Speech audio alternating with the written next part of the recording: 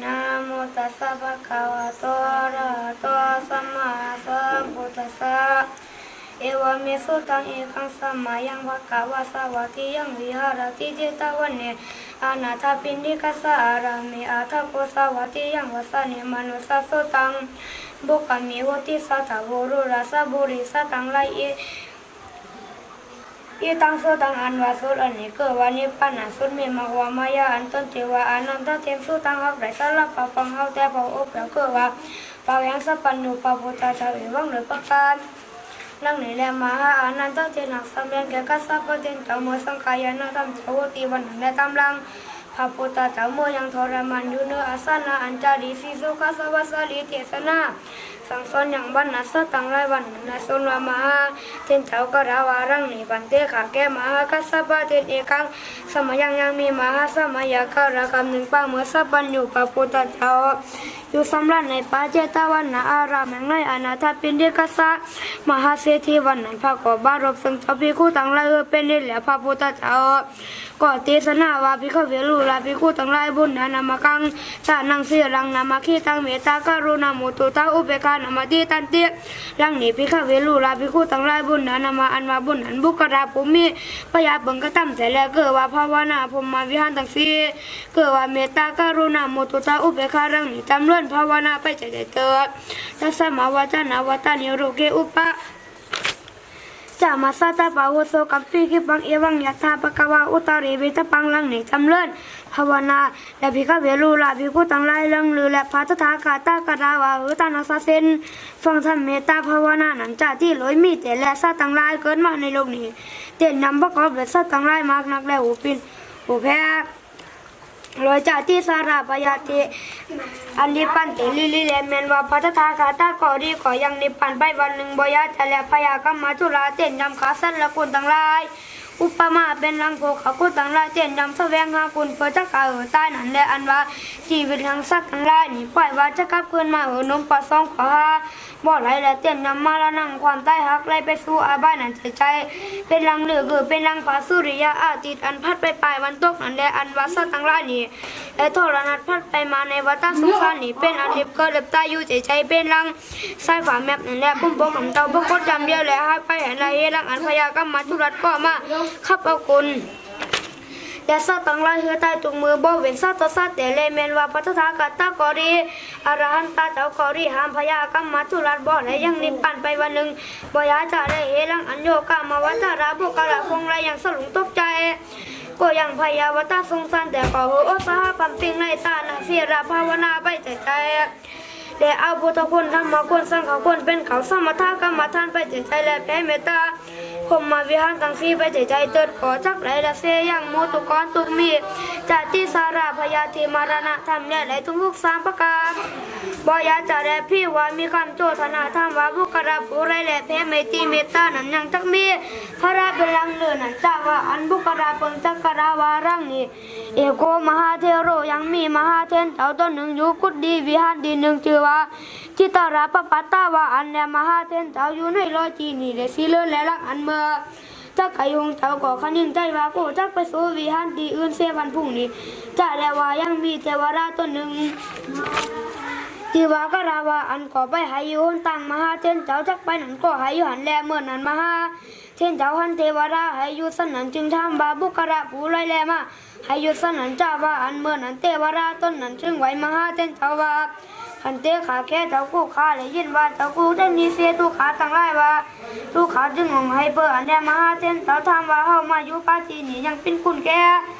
ตันตั้งไรอันเจ้าลืมเมื่อนั้นเทวราจึงกล่าวว่าคาราวาเจ้ากู้มาอยู่ป่าจีนี่ขาตั้งไรก็มีไม่ตีก็ที่ยินดีสังกันไปมามังนักเฮ็ดบาปเจ้ากู้มีกรรมเมตตากรุณาทุกขาตั้งไรทุกคำเจ้าและทุกขาก็จึงยินดีสังกันไปมามังนักหาอันจักพิเทียงกันไปมาขอหาบ่ได้จักอันแล้วว่าอันมหาเทนเจ้าก็เมตตาภูมิมาวิหารตั้งสีไปใจก็รดได้ทั้งอรหันตาในโลจิตระพระปัจจาตินันนั้นแลเฮละอันโยกามาวจาเราเจ้าต้นไรไหลส่วนเมตตาภูมิมาวิหารตั้งสีก็จักไหลอันนี้ทรงสิบประการคือว่าสุขังสุปฏิสุขังปฏิคุณจันตินาบาปกังสุปินังปัสสติมนุสนังพิโยติอมนุสนัง วิโยติเตวตาราคตินาสะอากิวาวิสังวาสะทังวาขมาติตัวตังกิตังสมาธิยติมุขวันโนวิปัสสิตติอสมุระโหการังกโรติอุตาริงอปติวิตันโตภุมโรกุปโกโหติลังนี้แลแมนวาระไปตื่นมาก็มีสุขมังนังแลเป็นรังในเขาโซสมาธิปฏิสุขอันบ่หูปินหูแพ้ไปมาเตียนยอมมีคำจุมจืนยินดีมากนักและประการหนึ่งบ่ฮอนหันนิมิตอันลักษณะอันและเตียนยอมหันนิมิตอันดีตุกเมื่อแดสุขก็วันโนวิปัสสิตติเตียนยอมมีหน้าตาอันหุ่งไหลใส่งามกาตานตุกเมื่อแดอันหนึ่งยามมือจักตายก่อบ่ฮอนกังไก่ลุงไรมีสติสัพปะจัญญาอันดีและกันตายก็ไรเมื่อเกิดในจันฟ้าตุกตาเตียและประการหนึ่งแม่นว่าได้ไปสู่จีตังก่อดีก่อฮาพยาบ่และก่อเตียนยอมเป็นจีบูชาแก่หมู่คนและเทวดาตั้งหลายทุกเมื่อได้เฮลักอันคุณค่าแต่นักบวชตั้งหลายและอุปสมอุปสิกาผู้กระผู้ได้และมาใครถึงสุขสามประการลังอันเกิดว่าสุขอันมีในเมืองคุณในเมืองฟ้าและในปานตั้งอันกอบก้อยอุตสาหปันปิงหรือตั้งนักสินตามจบ30ประการแต่และหาสิน80 10จะตุปริสุทธาสินหรือมันเตียงนี่และเมตตาภาวนาไปใจเติดก็ฮักแต่บาปและเวรทั้งต้นอุปมาเป็นลังเศรษฐีสองพ่อแม่มีลูก2คนมีเขาคล้อง80คนเป่ากาตันบ่ได้รักษาเส้นฟังธรรมจักเตออยู่ประมาทอยู่ใจตาราบต่อเอาเส้นอายุแห่งต้นนั่นแหละปานนางเศรษฐีผู้นั้นก็เลยก็ทำไปดินจูกับผู้หนึ่งปานนางเศรษฐีผู้เป็นผู้นั้นก็มีภาวะตัณหาความงามเอาของขวางตาประมาณต่อมาแข้งมักแรงหนึ่งบ่อเตาเต้นนั้นก็ไหลเอาเลือดนกเขียวต้นหนึ่งเปิดชักเอามาแป้งยาหันแล้วกันว่าซ่องคาพ่อแม่ตายไป ก็ไหลไปเกิดก็ไหลไปเป็นเพชรอยู่ในป่าจ่าพิลิปจีนั้นก็บ่ได้กินเขากินน้ำก็ได้เสวยทุกขเวทนามากนักและบุตรนาเมื่อไปลุนเพชรทั้งสองพ่อแม่ก็มาบอกลูกทั้งสองว่าลูกล่ะเจ้าลูกหาทั้งสองบ้านหลังเคยทั้งสองเป็นพ่อได้แม่นี่ก็มาตายไปก็ได้ไปเกิดเป็นเพชรตาวิสัยอยู่ในป่าจ่าพิลิปจีนั้นหาสั่งจุกหนุ่งจักใบบ่ได้กินเขากินน้ำสักอันก็เป็นทุกขเวทนามากนักและเจ้าลูกเขาทั้งสองจงสละหือตั้งนักเส้นเมตตาภาวนาและอุทิศส่วนบุญจอบเกิดทั้งสองอันเป็นพ่อและแม่และเติมเมื่อนั้นนั่งทั้งสองอันเป็นลูกก็มาสละเขาคล้องหือเป็นตันไปใจต้ารับตัวเต่าเส้นเขาคล้อง80 คนอันและซ้อนลังเพชรทั้งสองพ่อแม่ก็ยังบอกผลจากทุกคนพินเพชรเตอจึงมาบอกลูกทั้งสองไปไหวพระพุทธเจ้าหันแลเมื่อนั้นนั่งตั้งซ่องอันเป็นลูกจึงเอาเขาตอกลงไหมกันทักของหอมไปหาพระพุทธเจ้าหันแล้วก็ไหวแล้วบูชาพระพุทธเจ้าหันแล้วก็ราวารังนิพันเตพระกาวาขาแรกพระพุทธเจ้าอันว่าโปรแม่แห่งก็ขาตั้งซ่องอันใต้ก็ได้ไปก่อนเป็นเพชรอยู่ในประจาพิริปุ่นก็เป็นตุกลำมากมากนักบ่เลยกินเขากินน้ำแดดจึงมาบอกก็ขาตั้งซ่องอันเป็นลูกแล้วก็ไว้สักปัญญุเจ้าขออินดูกุณาบอกยักษ์นะเจ้าคือพ่อแม่คืนขอตั้งซองจากไหนผลจากถูกเกิดต้องสุกลังอันก็ขอสัพพัญญูพระพุทธเจ้าได้อินดูกุณาบอกยักษ์นะเจ้าคือพ่อแม่คอยตั้งซองจากไหนผลจากถูกเกิดต้องสุกลังอันก็ขอสัพพัญญูพระพุทธเจ้าพูดขอตั้งซองได้เตออาท่านในการาเมื่อนั้นพระพุทธเจ้าก็เทศนายังกัมมาวิบากแห่งสิทธิตั้งซองเหนือจังแก่นางกุมารนีตั้งซองลังการามาแล้วแต่ไปลังนั้นได้เมื่อนั้นพระพุทธเจ้าคาราวาลูลาอันว่านางกุมารนีตั้งซองเอ่ยมาขยเยอะเสิทธิตั้งซองอันเป็นปอและแม่หังก็ตั้งซองผลเจ้าถูกอันเป็นเพชรตาวิสัยนั้นรังอันนางตั้งซอง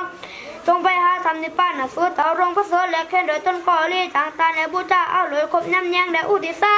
เมื่อหาพ่อแม่ยาที่กาวงศาตั้งบนก็หาจักบุญจักถูกกันเป็นเพชรก็จักหลายเมื่อเกิดในจันฟ้าตาวติสาไรสวยสุขบอยาจะแดะพระพุทธเจ้าก็เราเต่านั้นแดะโซนนางทั้งสองก็มีใจจมจืนยินดีมากนักแล้วก็ไว้นบครบย่ำพระพุทธเจ้าแล้วก็มาโซที่อยู่แห่งตนหันแล้วก็เอาเสียราวัตถุไปจางบัณฑิตอาจารย์เคนโบราณบนแล้วก็เอาทำมาสู่หนังต้นแล้วก็ทุกแนงเขาตอกละไหมกันตาของหอมแล้วก็เขาไปสู่สำนักพระพุทธเจ้าแล้วสละตันแล้วยังเขานำโภชนาอาหารและวัตถุต่างหลายทั้งแล้วก็เอาทำนิพพานสุดนำมือพระพุทธเจ้าเทศนาฟังแล้วอุทิศส่วนบุญมหาปอหาแม่แห่งข้าทั้งสองแล้วก็บูชาเอาทำนิพพานสุดเต่ารงประเสริฐแล้วก็เอาขึ้นมาไว้สักการะบูชาจุวันจุขึ้นหันแน่เลยแต่บุญอันนั้นแลนิดทำนิพพานเจ้ารงประเสริฐนั้นพระโตอันเป็นเพชรทั้งสองพ่อแม่ก็ไหลเมื่อเกิดในจันทร์ฟ้าได้เสวยสัพพติติบก็อยู่ในวิมานปราสาทอันสูง2 โพธิ์นามีนางฟ้าตั้งละหักเวลล้อมเป็นบริวาร จ่าแลละตีในกลางคืนอันนั้นแลมาทองลังอันซ้อนว่าเตว่าบัวซองต้นลงมาจากกันฟ้ามีต้นอันสองไฟโดยรัศมีหลังซิวเงืองมังนักแลโดยอันเป็นติบก่อตัวไปที่ซะตรงบนโดยอันเป็นติบนั่นก็เขาไปโซรูต่างซองแล้วก็กระดาวาลูล่ะจะลูเขาต่างซองเลยบ้านนี้เพื่อพ่อแม่ก็ได้ผลเจ้าทุกอันเป็นเพศนั้นก็ได้ทั้งสุขเลยเตจะทำนิพพานสุดเอาอันเกอข้าวไหนก็ตั้มจอมพ่อแม่นั่นแหละตั้งแรกแต่นี่เมื่อนาจงเหอเคอต่างซองพี่น้องอันห้าพยาตีบ่ได้จึงไม่เจอประการหนึ่งเคอต่างซองยับประมาทจงเอากันก็ตั้มมีตนว่าตานะเสียรายเมตตาภาวนาไปใจเกิดว่าอันนั้นและส้นว่าเตว่าพูดตั้งซองก็วัดกันซ่อนแก่ลูกเต่านั้นแล้วก็เสด็จเมื่อโซวิมานแห่งตนก็มีวันนั้นแหละป้านางนางกุมมณีตั้งซ่องกันว่าเลยยินพอเลยแม่มายกย่อยังคุณพระพุทธเจ้าแด่พระอริยเมตไตรเจ้ามากนางและป้านางนางตั้งซ่องก็ได้ตั้งอยู่ในสมาธิที่แล้วก็ตั้งตานะที่ลาไปใจต่อรับต่ออายุยังต้นหันแล้วก็ได้เอาต้นเมื่อก็ในจนฟ้าได้สวัสดิ์สัพปฏิตามบุญญาสัมปานแห่งตนดังไรก็ตั้มก็มีวันนั้นและส่วนนางตั้งซ่องอันใดตนเตียวไปมาในวัฏสงสารต่อรับดังปะเต้าเฮาอันเกิดมาเป็นพระภาพโลกนั้นและปั้นรังนางผู้ปีนั้นก็เลยชื่อว่านางอุทธมนติพิคุนีในการาบ้านนี้และปั้นรังนางผู้น้องคือฮักไหลอุปราวันนาเทลีพิคุนีในการาบ้านนี้และพิฆเวรุลาพิคุตั้งหลายตุมเมอันวาสุตานตั้งหลายคือว่าพิคุได้พิคุนีอุปสกและอุปสิกาตั้งหลายกันว่าได้ฟังแล้วยังทันนิพพานสดอันพัฒนาขาตาหักเตสนามาแต่ลังอันก่อจงทำไว้ยังกำกูอาท่านในการาเมื่อนั้นตถาขาตาและเปตาปัจจำไปใจเหือไรพัมปิงตานาเสียละภาวนาไปใจทุกปีทุกเลื่อนทุกวันทุกยามต้อนรับอันหนังพระเจ้าขันตั้งหาเป็นและเตือนก่อหาจากไหลผลเจ้าทุกตั้งบนบ่ยาจ่าแดดประการหนึ่งบุคลาฟงไรไหลเกิดมาในการาบ้านนี้และเมื่อพระตถาขาตายังทรมานไปเขาโซเนปานเตือนลังอันก็เนบุกราตั้งลายเกิดมาไปลุ่นพระตถาคาตานิพพานไปแล้วในระหว่างหาปันวสากอริยำลำปึงหายาติกาวงศา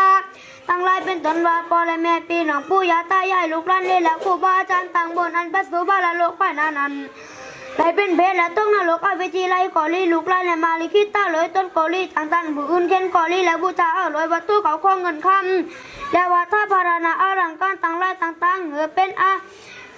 เดียต้าเนสันทีก็แห่งต้นแล้วเขาหือหางแตงยังเคืองตั้งไรทั้งบูชามีตนว่าเขาหอยก้อนจอหอยพูดต้องหอยลงลกไม่เตี้ยนหอยลืมจ้องเงินหอยหอกจ้องเงินหอยหอกเคืองหอยตั้งบนแล้วรวยมีแต่ตามสถาขึ้นมาหาไรบ่มีแต่เตี้ยนกูนึงก็ไรตั้งใจฟังแต่เขาบุญแต่เขาถึงไปก็หาจากไรบุญเจ้าทุกอันเป็นเพศเป็นพีก็จากไรทั้งสุขสามประการมีในปั้นเป็นจีแล้วบ่ยาจ่าแล้วเทศนาวาสเนพระหุโสตปฏิภารานิธิบาบุญนาทรงในเมื่อเราทำเจตนาอันเจวานิปานะโสตารวงพระโสดอันพระพุทธเจ้าหาเป็นคู่แก่ลูกทั้งสามหักเจตนาอย่างสัจธรรมเกศต่างไรทุกขสัจสมุทัยสัจเนโรธาสัจมาคสัจเกศต่างไรสีตัมโพคือว่าภิกขุและภิกขุณีอุปโสกุปสิกาต่างไรก็คือไรทั้งทำมิเศษมีตนว่าโซราสกิตากาอนาคามิอรหันตาตามุนสมปันแห่งตนหักไหลก็ตาตีกันมาแต่บุปผาชาที่ก่อนก็มีวันนั้นแดนนิพพานสูตรในที่ตั้งกิริยาสังวรนาเทศนายังทำนิพพานสูตรก่อเสล็ดโบราณวนการะกวนเต่านี้ก่อนแหละ